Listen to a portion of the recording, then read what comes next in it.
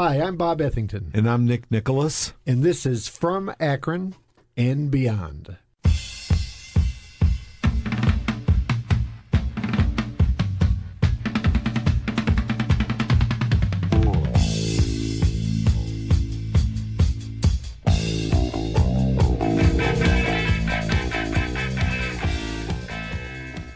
We're very excited today to have as our guest Marc Lee Shannon. Now, Marc is a guy who's pretty familiar to Summit listeners, as he has a regular program here, and of course is a longtime musician in the area, and he has a lot of good stories. And we just, in passing, will run into Marc on a regular basis when we come in to do the our show, and we just started to realize, man, this guy's got so many good stories. We got to have him as a guest. And so, hi, Marc. I'm really honored to be here. Thanks, you guys. Sure, absolutely. And by the way, I kept seeing you guys in the halls going, when are they going to ask me to do it? And I'm like, don't they know I used to be somebody. I used to be somebody. You still are. Bob's known you for quite a while, but I just got to know you here recently, passing here in the studio. And a couple weeks ago when around the, talking about the death of Eric Carmen, we were talking about that, and one thing led to another, and you were saying, "Oh yeah, your father was a promo man for Capitol Records while the Raspberries were on that label." Yeah. And your stories just started there, man. And then, like 10 minutes later, all these really great stories. My grandpa was in the vending machine jukebox business, so he had he with records and everything were always a part of. 45s were always all around the house. And my dad worked for Mainline, which was a distributor. And then he got a job at Capitol Records. And he was a guy that handled, some of the bigger accounts that were based in Northeast Ohio. Was Mainline like what they call a one-stop? Or they handle like independents too? Yeah. But a lot of people don't realize that during the 70s when I was coming up, that, per capita, more records were sold in Northeast Ohio than anywhere else in the United States. It was really that vibrant. So that's interesting. I didn't know that. Wow. Record companies had their regional offices here. Columbia had a regional office. Yeah. Capitol had a regional office because the powerhouse station at the time was WMMS. Sure. And if you could they were an influencer. There was one in New York. I don't remember the call letters. And, of course, CKLW in Detroit. But if you could get a record on WMMS and if you think about it, a lot of bands broke out of Cleveland, Ohio. Oh, yeah, sure. Because we were so monitored. We were like back before social media influencers, we were influencers here. So, record companies had a real strong presence on what was going on in Cleveland. Yeah, they had the warehouse, not just promotional staff, but they had their warehouses too, right? Distribution centers. Man. And, as a performer, I used to, as you travel around the country, you see that there's just not as much density to the amount of songwriters and bands as there was when we were growing up. It didn't hurt, too, that we had either the number one or number two record store chain here, too, Camelot. Right, and that was my dad's account. Really? Yeah, well, the story is that my grandfather, and I've got a photo of Paul David, who owned it, with my grandpa in 1956, and they're sitting there together. Apparently, my grandpa had something to do with helping him get started. So when my dad would go into Camelot, he would always get an order. So he was a really popular guy with Capitol Records because of the family connection, because my grandfather was pretty well known in the music industry from the jukebox side of it. Wow. As we know, back in the day, if you wanted to make a record happen, it had to be on the jukeboxes. Right. So a lot of stuff went on to make sure that records were included on the jukebox. You told an interesting story too, that 10-minute conversation we had about the Raspberries and the promotional type of things were the free records. And we could never pull in my garage because there was boxes and boxes of free records. I guess it's okay to say now because the statute of limitations has probably run out. But the way records used to happen back in the day with the Arbitron ratings is they would call record store managers. What's happening? Yeah. Well, Bob Seger's really happening. We are selling a lot of Bob Seger. Well, if it was Bob Seger was on your label, then sometimes the sales guys got boxes and boxes of free copies that somehow made their way into the manager's hands, and somehow they were translated into influence. Right. You can do the math. Right. Yeah. But it was just a different business in the 70s. The record company so full of excesses. Yeah, there was I forget exactly when this happened. It was at some point, well, it was kind of happened with the barcodes, Right.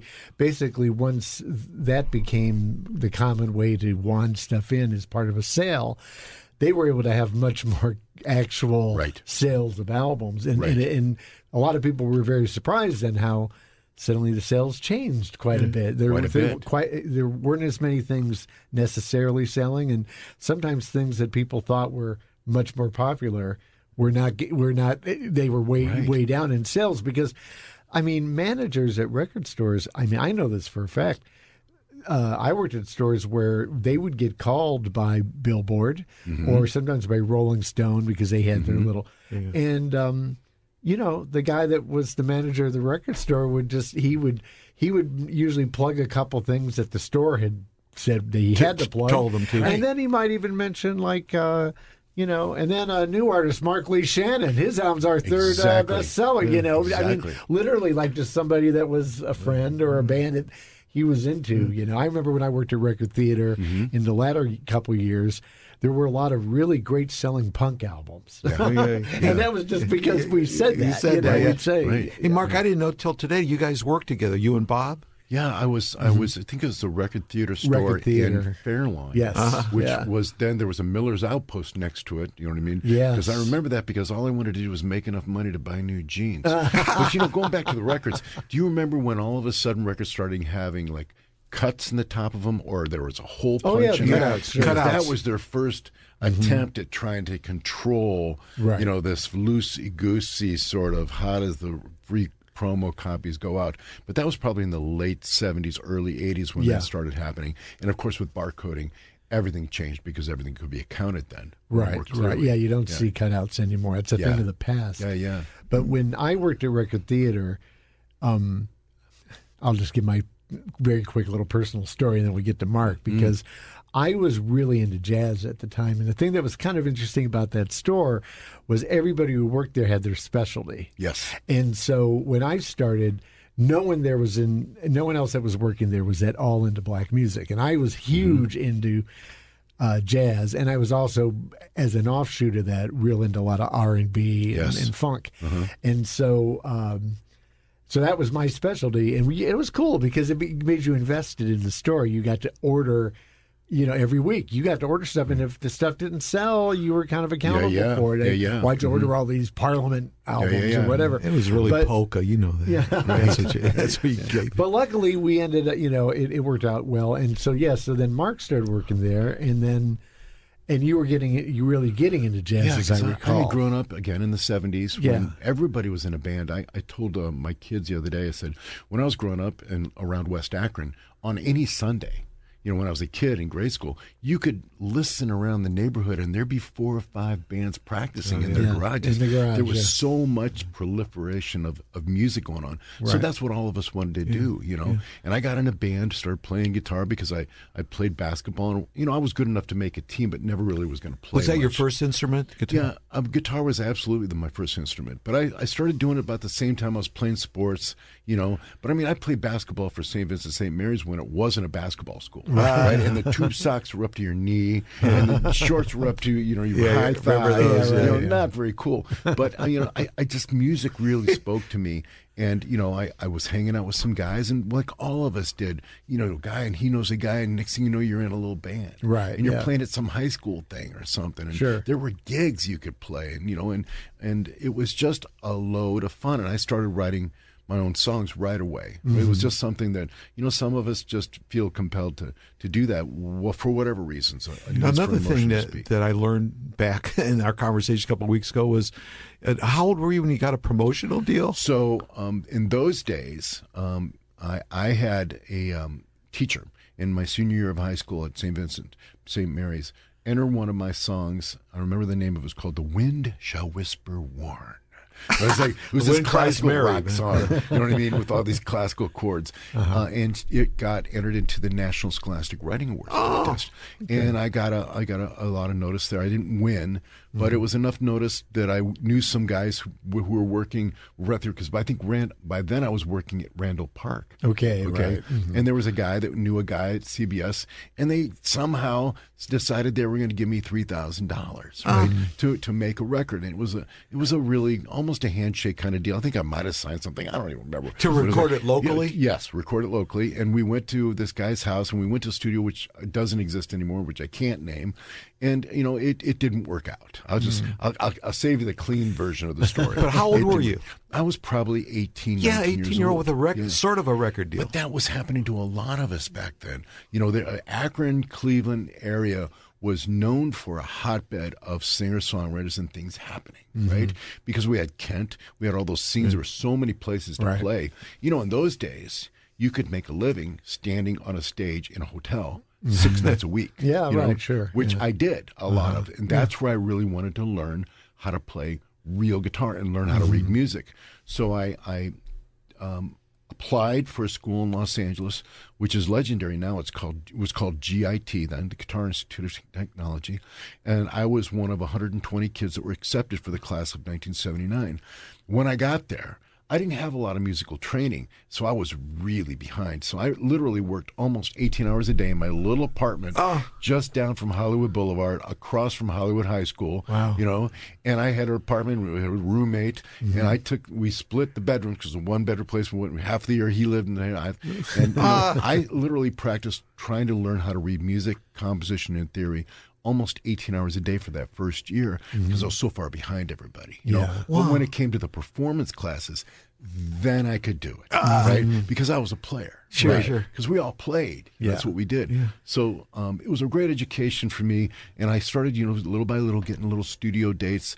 One of the teachers at GIT was a guy named Tommy Tedesco. So if you've ever seen the Wrecking Crew film, right? Those guys were all teachers at GIT.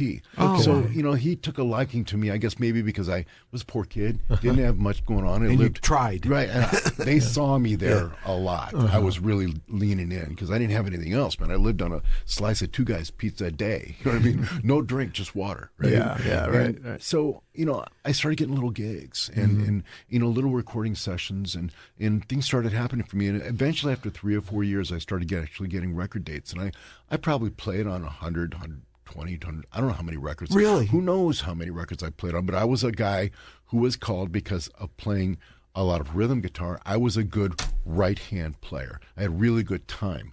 So in those days, the way records were made is you get a rhythm section together, guitar, bass, drums, maybe keyboards. You'd have a chart, and the producer would walk you through it, and he'd say, this is a funk song. Maybe there'd be a singer on the date, maybe not, and you would cut 3 or 4 basic tracks. You never knew what it was for. He'd say, it just sounded like Grant Geisman. It just sounded like George Benson.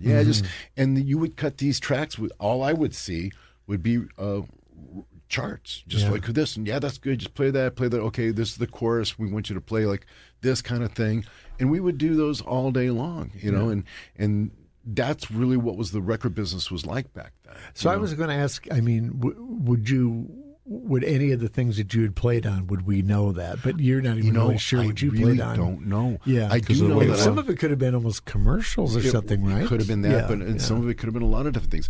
I do know that I played on, I guess I can say this on the radio, but I played on a song that was that Kennedy Gordy had. Like, remember that song, I Always Feel Like Somebody's Watching Me? Yeah. So I got called down to that date late at night, and I used to get called from a guy named Arnie Frager at a studio, and I was living at that time in Glendale, which was just up Route 2, right? So it was just above L.A. I could get there in 15 minutes. Yeah. So I used to get called a lot, come on down, we can't get this track, can you help us, right? And almost always it was right-hand stuff, rhythm playing or eighth note playing. And I got called one night to do a thing, the song with Michael Jackson on it, I Always Feel Like Somebody's Watching Me, right? Okay. And, there was a lot of left-handed cigarettes going on the date. You know what I mean? Yeah, right. So I ended up getting credited. My name was Marc Lee Shannon. They credited me Marty Sharon, the guitar player on that record. So I didn't get the gold. I think my part's still on the record. But I actually used to get a lot of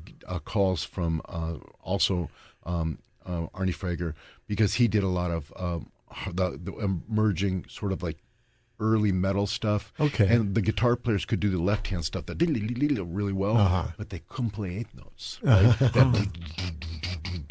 They just couldn't keep time or whatever. It's an art to really play kidding. really solid eighth notes. Yeah. And so he would call me, come on down. They just took a break. They're going down the Rainbow. They'll be gone for an hour and a half. It'd be like 11 o'clock at night. And I would come down, pick up that guy's guitar almost always, play through his rig. They'd pay me in Benjamins and get me out of there. And I did that over and over again because I was so good at it. Did I know what records they were, what bands they were? I don't really know. Was some of that while you were still a student or afterwards? No, this was after I was a student. So in L.A., I did a couple things to make a living. One is, you had to make two decisions. You had to either be in original bands, okay, or you could go play cover music and work the restaurant scene. Right. There was two different scenes, right? You had to pick one. Right? It's kind of the case here. Yeah. Still is. Yeah. So I was into writing songs, and I fancied myself a songwriter. So I wanted to get in with that. So meanwhile, I fell in with some guys who gave me a job as a grip or an A2 on a date, and I would pin mics on guys. And so I worked for many years on 1 and 2 day shoots, holding a boom above my head, and I'd make really great money. Like at the time, like $250 a day, which was a fortune, right? To me. In film, it was a fortune, right? Yeah. And so I'd sit there and I'd be the boom op, or I'd be the audio guy running Nagra, and then the next day I'd be working on some singer-songwriter's record, But there were really two completely different musical communities there. You had to pick one, And in those days, the best advice I ever got when I got to L.A. and I was playing a gig with a great keyboard player, he said to me, get yourself a teleaddress book, or there was one of those old phone books. You could fill it up with people and spend an hour a day calling people, talking about work. And it worked for me. It's really still the same kind of thing now. So I saw this interview with Vince Gill, and he was saying, well, what would you tell young artists today? And he said, I couldn't tell them anything because we all came up in clubs. The way they're doing it now is not the way I did it back then. Right. And then it was, you head to clubs, you meet people, you got their names, you called them up. Hey, you remember me? I met you at the Rainbow. I met you at the Lingerie Club. I met you at Madame Wong's. Met you wherever. And you find what's going on. Anybody work? Anything going on? And that's the way it worked. You were always hustling. Right. And, I did okay. I was kind of like a really good B-movie actor. My analogy I played on records, but no big hits. But I kept a living. Right. How long were you there? I was there from 1979 through 1989, almost 1990. I did play with a group called the Rave Ups. We were on CBS Records, and they were a big college radio band, and we did a little bit of touring there. And people say, well, what was that like, on your very first record company tours? 4 guys in a cargo van with a trailer, you learn how to hate. Dude, if you eat that burrito, I will kill you. I will kill you, But, it's full of great stories. And I remember early on working with a guy that was, and I can't remember their names because it's been so long ago, but some guy that had a hit record back in the 60s, and you would probably know the song. And here he was in the early 80s, mid 80s, and he would take his little crumpled check out and show me of the week that he had at the Bellagio or some hotel, the Sands or something, and he had made big money, and he was still thinking that he was going to get back there someday. Oh, wow. And I learned very early on in show business, there's nothing more common than people who used to be somebody that never got over it. It's kind of true today. Yeah. You see a lot of people, oh, it was that guy, I did that thing back in the time, and it was a big day. But I'm like, dude, that was 35 years ago. What are you doing now? Yeah, Bob. I'm sorry, Bob. How do you, he had to bring that up. But sorry. But here's the thing about people like us is we're still doing it, Right. I mean, on whatever level, you can't go back in time and do what you used to do. Right. Those days are gone. Just do what you love, and out of that reason, the main reason. We do it for the joy. Yeah. It's not the ambition anymore. We do it for the joy. Well, okay. Now, before we go any further, sure. And our guest, this is from Akron and Beyond. I'm here with my co-host, Nick Nicholas. We're talking to Marc Lee Shannon. And we've really dived right into when you're full out being a musician. I want to back up just for a second to put this into a little context. So, very basic information here. Are you from Akron originally? I am. I was born and raised in Akron, Ohio. Okay. And lived here all the way up to the time where I left to move to L.A. Okay. Which was when I was 20 years old. And you mentioned you went to St. V. I did. Okay. Yeah, St. V kid. Yeah. Okay. Yeah. And then, do you remember, obviously your love of music is deep, but do you remember what records first caught your ear, when you were a little kid or maybe a young teenager or whatever? Yeah. Well, because my dad worked for Capitol, I can remember him bringing home acetates, Capitol. right? And I remember him bringing home an acetate of My Sweet Lord and telling me, this is going to be a hit, right? Yeah. And all that stuff is lost. What it would be worth today, Yeah, I mean, my dad had an original version of the Two Virgins album. Yeah. We had all the colored vinyl for all the Beatles stuff. So the Beatles, I think when you were growing up, you were a Beatles or a Stones dude. There was kind of like two different camps, right? Yeah. You were either Beatles or Stones. For the Beatles, We still talk about was that. really, really it. Yeah. And then, of course, when I got into rock bands, I really loved the stuff that was easy and simple to play. You know what I mean? I loved bands that were, of course, Deep Purple. You know what I mean? Yeah. Because the stuff that was on the radio, Jay Giles Band, I loved all that stuff, you know. FM radio was so exciting back then because it was just so many different things were happening on the radio. You could hear something one day, and the next day it'd be something completely different. It was awesome. The freedom that radio had back then. So our tastes were really, really wide, but I knew one thing for sure. I knew I wanted to be a real musician, you know? And I guess I use the analogy of, I tell some people now that are starting a business, I said, learn how to read music.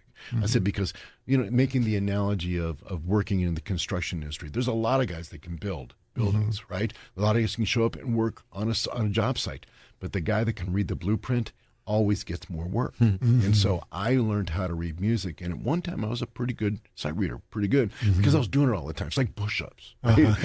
You can't do 50 push-ups if you're not doing them. Maybe you can do one, right? But if you build up, you can do it. So for me, I think that foundational education was really important. And even today, we're getting ready to do some work with another one of the tribute things that I do, Michael Stanley tribute, and I'm the guy writing the charts, right? Really? I'm the guy that, I'm going to have all the charts for the guys. I'll be, no, dude, it's not 8 bars, it's 4 bars, and then a bar of 5/4, and here's what I'm that guy in the band that can tell you, really what it is, and I'll write out everything that I do when I rehearse, and it moves me quicker. I can move very fast. Yeah. Now, did you have a first band? So my first band was a band that I saw during an 8th grade picnic, right? Yeah. And it was a band called Thor, right? And it was 2 guys, Kerry Severin and Bob Mosier, and I think it was, may have been Geek on drums and Roger Trowbridge on bass, but they played all this, like, we're an American band, and they played free songs, and I was like, I want to be in a band like them, and I was also hanging around the guys in Milestone, which was, if you know Akron, you know a guy named Sammy Mirandino. Sam Mirandino is a drummer of, there's probably no one that has more gold records than Sammy Mirandino. He lives in New York. He's still a friend of mine, but he literally did all the programming. He played in Cameo. He did records for Hall & Oates, and he was a North Hill guy, right? And he had this little band called Milestone, and I started out as a roadie, but these guys could really play, right? And I remember... Was Milestone... we may cut this out. I'll see. Was Mark Gendersack in that band? I'm not sure if he was, but there was a guy named Pete, and there was a guy named Kerry Severin, and Brad was the bass player, and then, of course, Sammy Mirandino. Sammy was the first guy to get, like, in my neighborhood, to get a big pro gig. He worked for Chubby Checker, right? Okay. And then he was, like, making records. Yeah. But then he went on to New York, and you can still see... What year would this be, Mark? This would have been 75, 76, 77. Because I'm hearing when I was in the band Unit 5, Mike Johnson, guitar player, and Mark Gendersack was the bass player, and I remember hearing that name Milestone. I don't know if maybe one of them was a roadie or something, or did sound, I don't know. So you were a North Hill guy? I hung out with those guys because they had all the cool stuff. They had a PA. Yeah. Right? Remember how big that was? Yeah, big The guy deal. that had the PA had the band. Right? Yeah, I remember we got our first voice to the theaters that somebody had handmade. They're heavy. We couldn't get them to a gig. Yeah, but they were just the coolest thing ever, right? And probably like a Shure Vocal Master column is a monitor. You know what I mean? And it's just all that stuff was just everything was so cool, gear, and getting guitars fixed at Lay's Music. We just like Roger over there in Cuyahoga Falls had like a little shack. I mean, it was not Virgil, there was Ray Lay, right? Ray had one in Cuyahoga Falls. The shack was probably big as his studio. That's the one I went to. Yeah, no smiling. Yeah. That guy was down to business, But there were so many great music stores back then. Akron Music Center was downtown happening. Akron. Yeah, man. And I used to practice before I went down there, so I would look like it was good, so I could play some lick or something, go down and play, whatever it was. That's lost today. Yeah, I remember that's really lost. A kid being in Akron music, and this kid that I knew from college came up and was showing me this guitar that was he had it on layaway, but he showed me the back of it. His belt buckle scratched, so they made him buy it. Right.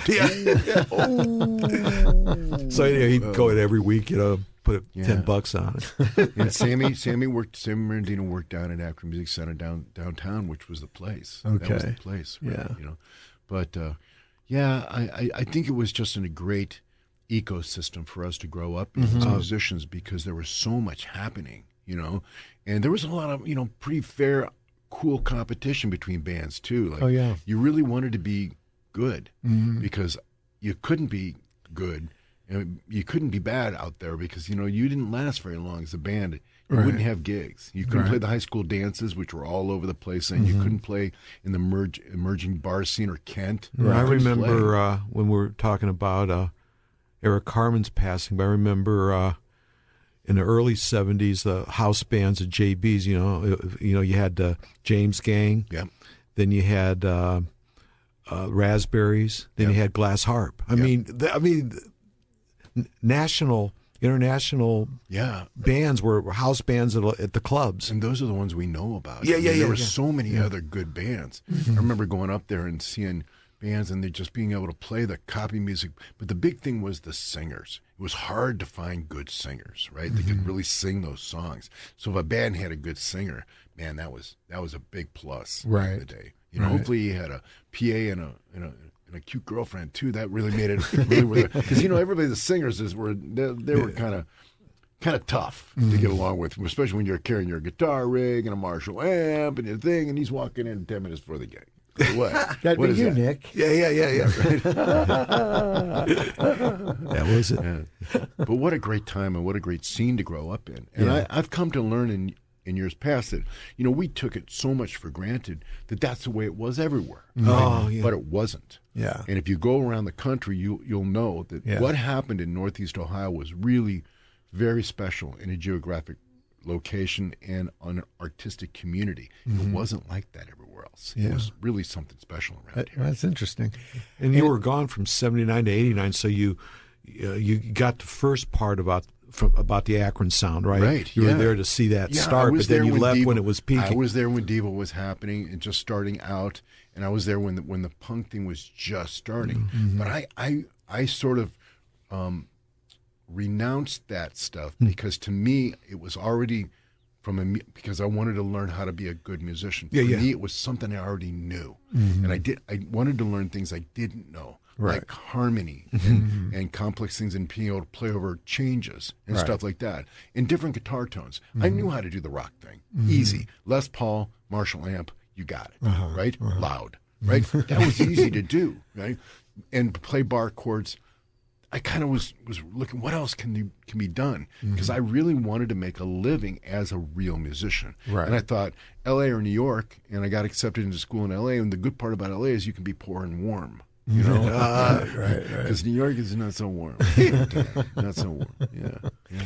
So you have this 10 years of learning and playing and doing all kinds of different jobs gigs. and gigs and things, and then you end up back here. Right. So it was right around the time, and I think all of us had this milestones where I thought, and I used to say this myself when I was in my early 20s, if I get to 30, and I'm not really making it. I'm going to take another look around, right? So that was always in the back of my mind.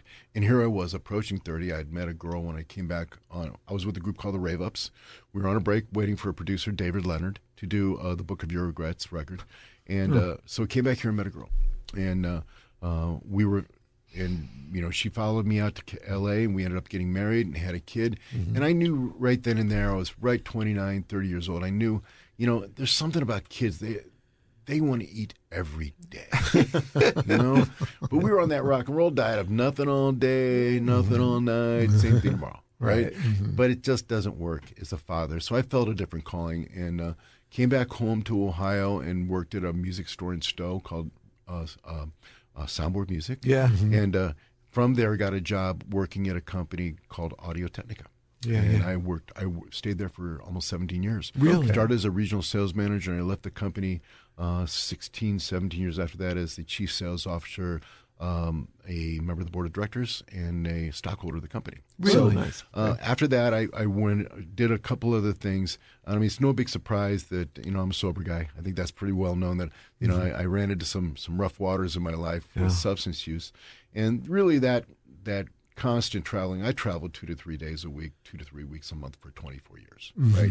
And it wore me down. Yeah. And that pressures of that, and unfortunately, a marriage that was not working out. I ended up leaving Audio Technica to work I was VP of sales for Marshall Amplification for a while. Really? And did that, and then from there went to, tried to fix that company for a while, and then went to Harman Pro Audio, working with brands like AKG, Soundcraft, Crown Amps, and all those amps, and worked at that company, which is also in JBL at the time, for about 2.5 years. And that's where things kind of hit rock bottom for me. Big public company, lots of pressure. I had already had a really healthy drinking problem. And by then I knew that I needed to, pretty much change one thing. Yeah. Everything. Oh. Right. Sure. So got sober and decided to see what that was all about. Was lucky enough to get a job at Earthquaker Devices, and I worked there for almost 5 years. Really? Every day, I'm really thankful for Julie and Jamie for giving me a job.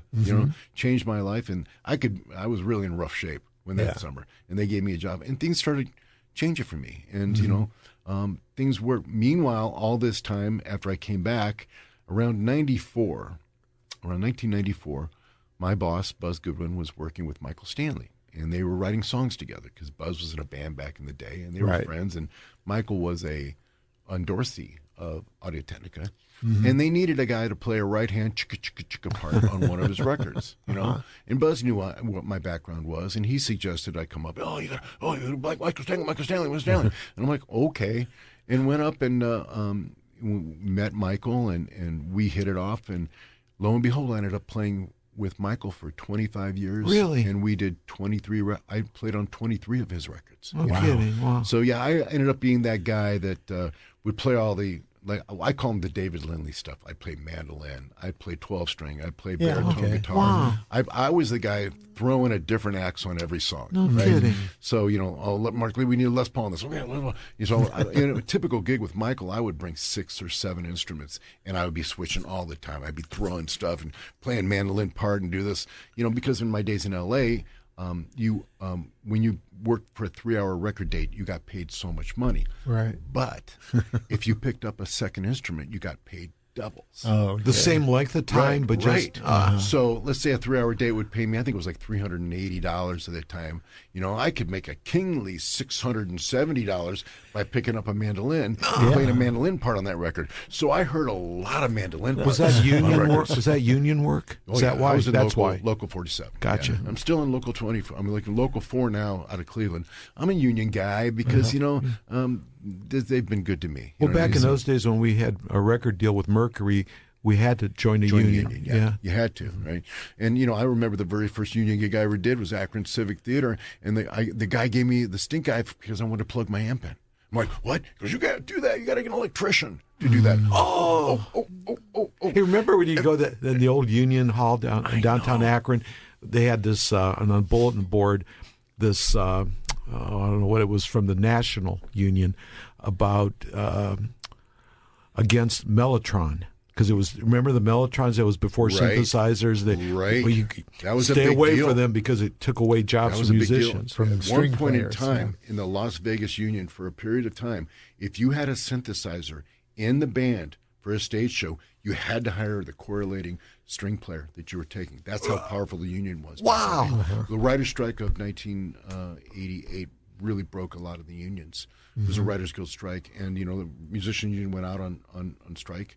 And I ended up working construction because there was no work. And I think people at that point kind of went, maybe we should rethink this. And a lot of the music was being moved to Canada, Vancouver, other countries, and so they wanted it back. So the music union started relaxing at that time.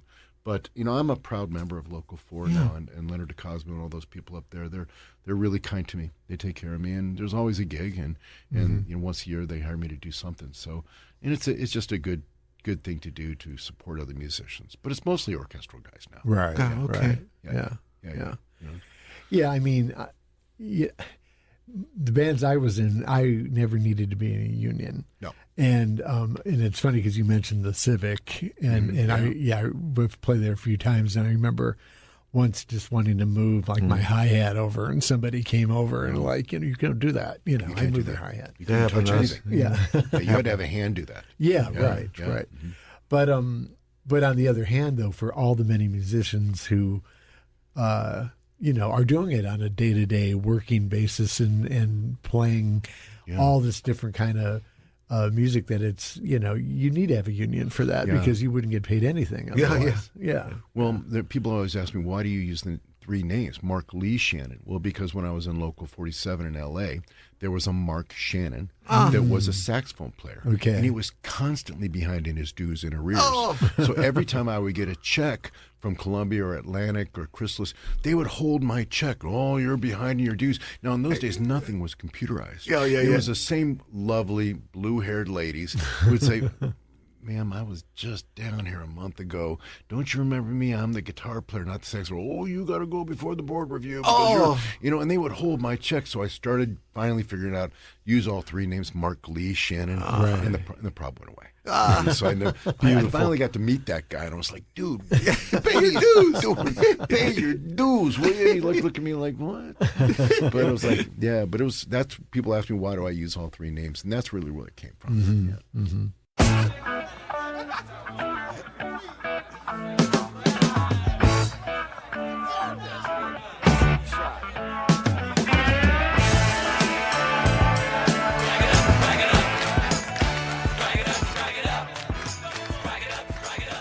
So tell us a little bit about Michael Stanley. Yeah. Well, people want to know, in the short speech about Michael, is that Michael was one of us. There was no angles working, and the checks were always cashed. Michael was a great band leader, but I guess it's similar to the way Bruce Springsteen runs his band. Is you were expected to know your part. Mm-hmm. And all of us had roles in that band. Mm-hmm. My role was to play a lot of right hand strong rhythm guitar, right with the bass and drums, just keep the train running, and when required, play like the high strung guitar or play the acoustic guitar or play whatever the role was, whatever was on the song. We all kind of assumed I would get it. And Mike would say, he used to call me Sauce Man. He'd say, dude, Sauce Man, you were just going to play on this. I was like, yeah, man, I got the telly part on this. He goes, yeah, you need to get the part that this guy would have played or that guy played. So after a while, we all assumed our role. Mm-hmm. There was no rehearsals in that band. If we were running a new song for a gig, we were running at soundcheck, and you were expected to know your part. And you did not want to get the look from Michael from not knowing or being unprepared. So you had to hold down your side of the stage. But, You never got fined like James Brown would fine you. It was worse than that. You got his disappointment. Yeah. Because Michael was one of us. He was truly a friend. And, I get choked up when I think about it. But I miss him every day, because we had a great band. 25 years of the same guys playing together. Yeah. Man, you just know. Everybody knows everything, ins and outs, what you're supposed to play. Right. Where, you're on the mic when it's your time to sing. It's nothing like that. But it was a really good band. We were called the Resonators. It was in later years. And, we Michael, what the biggest surprise about Michael that people don't know about is he kept making records. He had an incredible work ethic. The way he would do it is he would come home from his radio show, and he'd eat something out of a box, he would say, and at 8 o'clock he'd start writing and recording. And usually if I had a session with him, it would start at 8 o'clock, prompt. You didn't get there 8:10. You didn't do that. You were ready to roll. And 8 o'clock, you would know. He would say, he would send me a table like, hey, I'm looking for something that sounds like this, or hey man, let's do some really big acoustic guitars on this, or bring that mandolin up, I want to do something with this, or I need you to sing part, because he would get Don Dixon to sing parts, but I could cop Don Dixon's voice pretty well. You know what I mean? So I was more available than Don was, so I would sing that kind of part, but everybody kind of knew their role. Don Dixon had a role in Michael worked with Don a lot. Michael and Don would always sing on Michael's records, and it was you could hear his voice, man. I mean, there's a song called "To Love Somebody," a Bee Gees cover he did, and that's Don singing that part, man. Because he's going to be on our show in a few weeks. Oh, I love Don. I love Don. I'm hoping someday to work with Don on a record, but we've been talking about it. But but there really were no angles working. It was a straight thing, and nobody was ever high. Nobody was ever drunk. Right. There was never any problems like that. When I ran into problems with substance use, Michael sat me down and said, I love you, man. I love you. He said, but, you get it together, because you'll always be welcome at my house. You'll always be welcome in my company. I'll always love you. But if you don't fix this problem, you won't be in the band. Right. And that was the only warning I ever got. Wow. And I didn't need to hear it twice, Yeah. And so... you knew he meant it. Yeah. And he was absolutely the best of, if you've been in bands, you know this. There's got to be somebody at some point that is the leader. There has to be. Democracy is good. It is. But at some point, somebody's got to be looked to make the final decision if there is a tie. Right? Yeah, right. Somebody's got to be the guy, right? The leader, the one that everybody respects. Michael ran his own band. He really was. And we did some amazing jobs. We would get called to play with the Eagles. We'd get called to play with Styx. And, we'd go off on these little things. That, really? And the funny is the way the calls would come is like, you get a call out from availability from Live Nation or Belkin, whoever's managing. Like, you get an email like, are you available to go to St. Louis to play with Kansas and Styx and Don Felder and make this much money and ride in a limo and stay in a hotel room by yourself, all meals paid for. Are you available, Marc Lee Shannon? Yes, I am available to do that. Beautiful. And I miss those emails so much. Because it was always exciting when you see something, they're like, oh, where are we playing? But, I don't think people understand how well-known Michael was across the country, and he had so many great stories. They were on tour for 13 years straight, either opening for or playing with all the big names, everybody that was happening in those years. I remember one moment we were playing a gig with, again, Don Felder, and he was doing, it was post Eagles, and I remember the moment where I'm in catering and I'm watching Don run to say hello to Michael Stanley, right? And I'm thinking, these guys, I wish people back in Cleveland could see, because, people always thought he didn't really make it. He was in a very successful band. He made a lot of money, We sold, sometimes 15, 20,000 tickets a show. Yeah. With those big festivals we played, 20,000 people. Yeah. Somebody was making some coin there. Was it true he held the record at Blossom? He does 4 nights. Yeah, it's still holding. And that's a couple times 20-something thousand. Yeah. I was in L.A. I missed all that. So when I came back, what Michael loved about me is I was really unaffected by that whole thing. I was just a guitar player. I knew who he was. Yeah. And I'd grown up with those records. But I really wasn't affected. He knew me, and he knew that I was a schooled musician, and I would show up and have my act together, sound good, and play well. And there's 3 things I think that are the most important thing. And I tell younger players, the most important 3 things you can do as a musician is, number 1, show up on time. Right. You don't realize how important that is. Number 2, know your stuff. Right? Be prepared. If you got to learn a song, Don't wait till rehearsal to learn it. Come and know your parts. Maybe know the other guitar player's parts too. And number 3, come with a head full of ideas, right? Mm-hmm. Those are the 3 things, that I think are most important, that I try to bring to every musical gig, and maybe even here at the station, Show up on time, you know what I mean? Know what you're supposed to do, and have some ideas in your head. Yeah. And that's the most important things, I think, for younger players to do these days. But it's so much different now. There's so many other things people got into now that, with us, it was like sports or music. It seems like to me. You know? It was easy. You're the one that's a sports guy, or you're a music guy. It was kind of like simple life. Yeah, and there wasn't all these distractions that was going on, man. I had a lot of time to practice in my bedroom because there wasn't anything that was going on. We had 3 stations. No video games. That's it. No. You couldn't even get Channel 43 in half the time. But Channel 61, forget about it. You know what I mean? And you know what I'm talking about. Absolutely, man. Right? You had to sit there with the rabbit ears going like this. What? But, I wouldn't trade it for the world. And I've said this often. In high school, I saw Michael Stanley.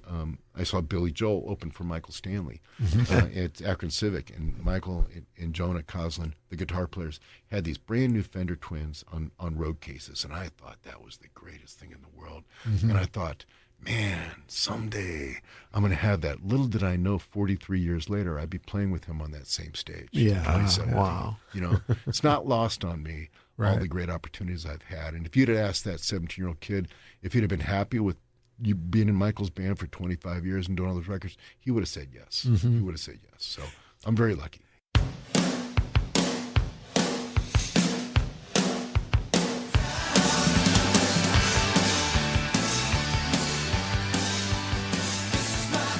This is From Akron and Beyond. Yeah. And I am Bob Ethington with my co-host Nick Nicholas, and we are talking with Marc Lee Shannon about his long career in music and a lot of his very interesting experiences along that road. And you were talking about how, there was such a vibrant music scene in the Northeast Ohio. And I would argue that there still is. The thing that is different now, which you kind of touched on, is that there isn't the industry involvement anymore. No. Yep. It's because the industry doesn't really exist like it used to exist. You still don't know how it works. Yeah. And so now, as you were sort of hinting at, Mark, earlier, I mean, you would get somewhere because you were out playing gigs, you were playing clubs, you'd maybe make a demo record, you'd send it to a company. Right. That doesn't really happen anymore now. Now it's like you get famous because you recorded a record in your bedroom and somebody on TikTok made a dance to it. Right. And so there's a whole lot of weird luck involved in this kind of stuff. It's Spotify streams, it's YouTube plays, and it's TikTok. Yeah. Those are the things that are none of which pay. Right. Well, and it's trust me, I got a statement, I got a BMI statement just recently, and the actual TikTok or YouTube and Spotify royalties were almost negligent. Yeah. But I'm a BMI writer, and BMI has a BMI Live. So when I go out to play, I make sure I have a person who does my publishing for me. We make sure that we log where I played and what songs I played. And that actually pays pretty well. Okay, nice. So good. All the gigs that I'm doing now, I'm out there and, somebody's saying, okay, well, instead of, 1,000 plays might get me a penny. I mean, I get almost 9 cents a performance per song. Right. So it really does. It's a different group of rules. But, as far as young artists now, the accessibility, I heard somebody say now that it's, back in the day when I came up, record companies would give you 2 or 3 records to be able to make it happen. But now it's a very crowded room. Yeah. Ask Brad Savage how he decides what original music to program on this very unique station, which plays original music. Right. There aren't too many around that still do. No, and all of us want to still hear our records played on this station. Isn't it great? To hear, you hear a Bizarro's cut or a Unit 5 cut or, hear me on one of my solo records. I turn that thing way exciting, up. Yes. It is. It is. And that's what this station provides. Yeah. Absolutely. But, I'm thinking, Bob, thinking out loud here. This is so fascinating. I think this might be a 2-parter. There's so much more to to hear from if you throw the music in, you know. Well, sure. I think, you know, we just keep talking. I'm man. just letting you know, though, I've been in the show business a long time, and I don't work for anything less than a very tasty sandwich. Okay. I just want you to know, on the good bread. Hey, when Brad comes back from town, we'll take care of it. No, that's my standard joke when people want to like hire me. Well, how much would it cost to have you come play on my record? And I'm like, well, you know, at least a coffee and a really good sandwich. Seems like I'm telling you right now, it's really going to cost you. But I think that today's music scene is really vibrant because with the advent of music recording, it's being so accessible to people now. You know? Let's pick up on that in part 2, okay? Yeah. And so we will, this has been From Akron and Beyond with Bob Ethington and Nick Nicholas. And our guest is Marc Lee Shannon. And we're going to be back next week with more.